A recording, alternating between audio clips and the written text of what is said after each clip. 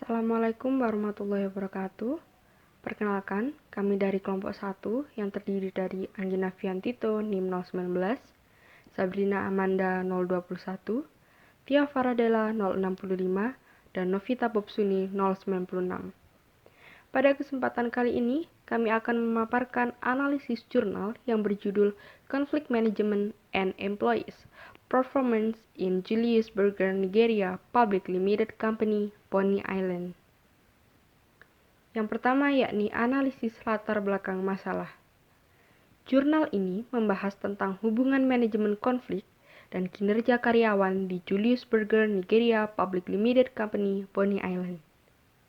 Dalam pembahasannya, terdapat pengaruh antara manajemen konflik dan kinerja karyawan, serta tanggapan manajemen atau karyawan terhadap suatu efektivitas strategi manajemen konflik di Julius Berger Nigeria Public Limited Company, Pony Island.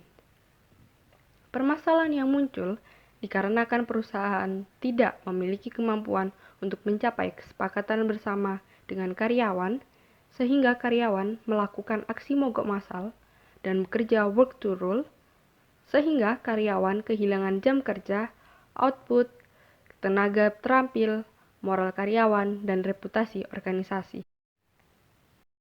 Selanjutnya, analisis berdasarkan kajian teori.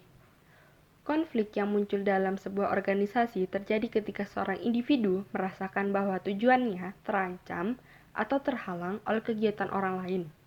Sebagian orang cenderung melihat konflik sebagai kekuatan negatif yang muncul menentang keberhasilan penyelesaian kelompok atau tujuan bersama. Konflik dapat membuat dampak negatif pada kelompok, tetapi juga dapat menyebabkan dampak positif tergantung pada sifat dari konflik. Pada hal ini, pihak manajemen berkewajiban untuk menyelesaikan konflik dengan baik demi meningkatkan kinerja organisasi.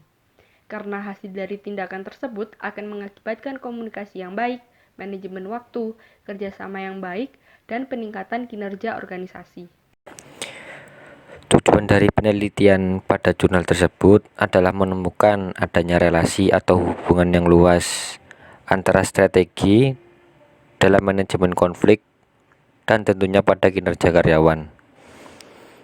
Bahkan dalam penelitian pada jurnal ini pun menemukan hubungan yang luas antara persepsi karyawan pada bidang manajerial dan non-manajerial terkait efektivitas strategi manajemen konflik di Julius Berger Nigeria PLC Pony Island.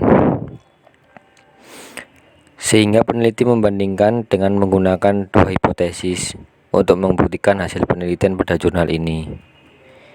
Hipotesis yang pertama yakni berdasarkan hipotesis strategi manajemen konflik yang digunakan peneliti memiliki pengaruh yang signifikan terhadap kinerja karyawan khususnya di Julius Berger Nigeria PLC Pony Island.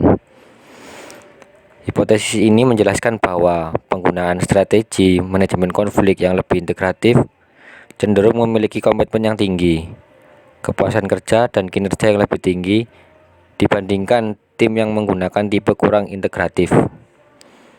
Hasil penelitian juga menunjukkan bahwa strategi manajemen konflik di Julius Berger Nigeria PLC Pony Island telah relatif berguna dalam meminimalkan kejadian konflik yang mengganggu, juga berdampak positif pada kinerja karyawan di perusahaan tersebut.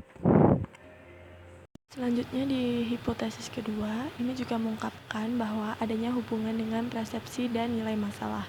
Di sini juga muncul isu-isu spesifik yang mengacaukan kompensasi karyawan, kesejahteraan, dan komunikasi yang tidak memadai. Di penelitian lebih lanjut telah diamati bahwa manajemen di dalam perusahaan ini menggunakan kombinasi kesepakatan, pemecahan masalah, dan dominasi strategi manajemen konflik dalam resolusi keluhan karyawan untuk mengatasi segala permasalahan yang muncul. Selanjutnya adalah jenis mazhab yang termasuk dalam jurnal yang kami analisis ini. Menurut kelompok kami adalah mazhab positivis. Kenapa mazhab positivis? Karena dilihat dari berbagai latar belakang karyawan yang bekerja di proyek konstruksi Boni Julius Berger Nigeria PLC ini memiliki perbedaan latar belakang yang berbeda, baik itu budaya yang berbeda, tujuan dan nilai yang tidak cocok dengan organisasi. Sehingga hal ini menyebabkan munculnya konflik, dan dengan adanya konflik ini juga membuat organisasi menjadi kacau, yang dimana terjadinya kesenjangan komunikasi antar karyawan dan pimpinan, sehingga kompensasi dan kesejahteraan karyawan ini tidak memadai. Dalam arti setiap individu atau karyawan yang memiliki latar belakang yang berbeda ini membuat pemikiran setiap karyawan juga berbeda, sehingga jika dilihat berdasarkan pemikiran Dahrendorf dalam masyarakat positivis menunjukkan bahwa masyarakat itu dipersatukan oleh pembatasan yang dipaksakan. Artinya karyawan ini merasa hak individunya itu diambil alih oleh pihak manajemen organisasi, seperti kesejahteraan yang melalui gaji atau kompensasi yang tidak sesuai dengan tuntutan pekerjaan. Nah, metodologi yang digunakan oleh penganut masa positivis ini adalah bebas nilai universal, ahistoris, analisis makro, dan objektif. Teori yang tercakup dalam konflik struktural, dialektika konflik wewenang, dan fungsi konflik. Penganut mazhab ini menganalisa dinamika dan pergeseran kelembagaan dari struktur sosial dan konflik perebutan wewenang. Bagi Dahrendorf sendiri, penyebab ketimpangan dalam masyarakat dapat ditelusuri dengan konsep kekuasaan atau power dan wewenang atau authority yang dimiliki masyarakat. Perbedaan dalam posisi kekuasaan dan wewenang yang tidak merata ini berdampak pada perbedaan dan perolehan kepemilikan materi yang mengakibatkan terjadinya kesenjangan.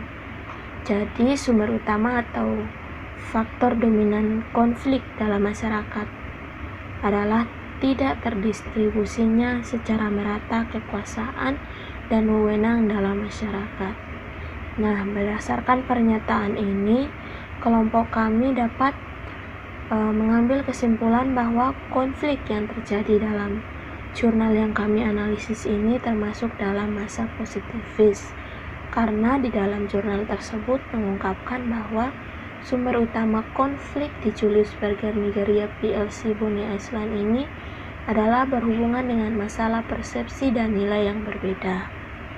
Berdasarkan analisis jurnal dari kelompok kami, dapat diambil kesimpulan bahwa adanya konflik di Julius Berger Nigeria PLC Boni Island ini karena timbul perbedaan persepsi karyawan.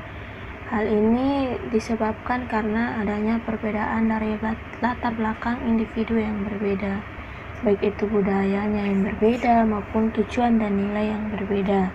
Sehingga jika dilihat berdasarkan pemikiran Dahrendorf dalam masa positivis, ini menunjukkan bahwa masyarakat itu dipersatukan oleh pembatasan yang dipaksakan, di mana setiap individu yang dari latar belakang yang berbeda, baik itu budaya, tujuan, dan nilai ini disatukan dalam satu organisasi yang menekan individu untuk mengikuti manajemen yang ada dalam organisasi tersebut, sehingga menimbulkan terjadinya konflik antara karyawan dan manajemen di Julius Berger Nigeria PLC Boni Island ini. Terima kasih karena sudah menyaksikan presentasi dari kelompok kami. Selanjutnya jika ada pertanyaan bisa dicantumkan di komennya. Terima kasih. Salam sejahtera bagi kita semua.